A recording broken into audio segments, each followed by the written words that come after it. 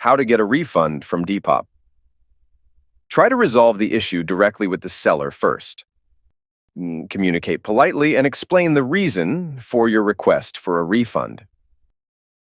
If you're unable to reach an agreement with the seller, you can open a case through Depop's Resolution Center. You can do this by going to the transaction in your account and selecting, "I have an issue with this item." When opening a case, be sure to provide evidence, such as photos or screenshots, to support your claim. Depop will review the case and may ask for additional information. Be patient during this process. If Depop determines that you are eligible for a refund, they will facilitate the process. This may involve returning the item to the seller or receiving a refund directly from Depop. If you don't hear back from Depop or encounter any issues, don't hesitate to follow up with their customer support team.